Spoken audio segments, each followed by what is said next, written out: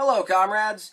Admittedly, I haven't really read much in relation to Mao Zedong. The only literature relating to Chairman Mao that I've read, other than a speech that I referenced for a school project, is Mao for Beginners by Rius, and of course, The Little Red Book. I thoroughly enjoyed reading both of these works, though, particularly The Little Red Book due to its more in-depth look into Mao's ideals and policies. And so I figured that, since this is my favorite piece by Chairman Mao, I would do a video about my favorite quotes that are within this book. Number 1, from Chapter 3, originally from Mao's speech in celebration of the 40th anniversary of the October Revolution in 1957. The socialist system will eventually replace the capitalist system. This is an objective law, independent of man's will. However much the reactionaries try to hold back the wheel of history, sooner or later revolution will take place and will inevitably triumph. The absolute truth of this statement is what makes me love it so much. Though some have criticized Maoism as not being universal, this piece of information certainly is. It's only a matter of time until an influx of Marxist revolutions rise up and then completely demolish bourgeois capitalism. Number 2, from Chapter 6, originally from Mao's speech at the Moscow meeting of Communist and Workers' Parties, also from 1957. I have said that all reputedly powerful reactionaries are merely paper tigers. The reason is that they are divorced from the people. Look, was not Hitler a paper tiger? Was Hitler not overthrown? I also said the Tsar of Russia, the Emperor of China, and Japanese imperialism were all paper tigers. As we know, they were all overthrown. U.S. imperialism has not yet been overthrown, and it has the atom bomb. I believe it also will be overthrown. It too is a paper tiger. Chairman Mao here is explaining the frailty of capitalist regimes.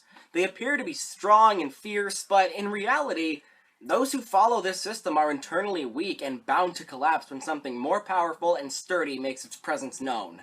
Number 3, from Chapter 23, originally from Mao's Problems of Strategy in China's Revolutionary War from 1936. What we need is an enthusiastic but calm state of mind and intense but orderly work. Statements like these are reasons as to why Mao Zedong was a great military strategist.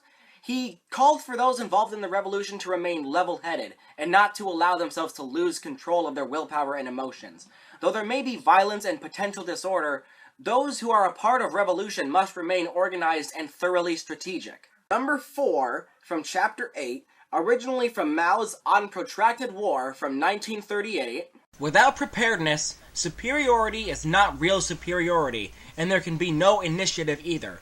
Having grasped this point, a force which is inferior but prepared can often defeat a superior enemy by surprise attack. To me at least, in this quote, Mao is speaking of the importance of guerrilla warfare and militaristic preparation, in utilizing the element of surprise through a well-prepared and stealthy militia. Battles may be won, reactionaries may be taken down, and proper revolution may ensue. And number 5, from Chapter 31, originally from the introductory note of Mao's Women Have Gone to the Labor Front, a part of the socialist upsurge in China's countryside from 1955.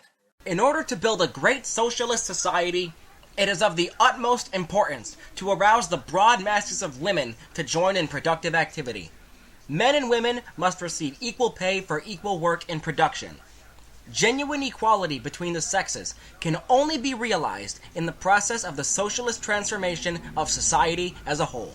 Mao Zedong was a great feminist leader. He truly understood the necessity for the emancipation and liberation of women, and the power of which women can hold in the establishment of socialism.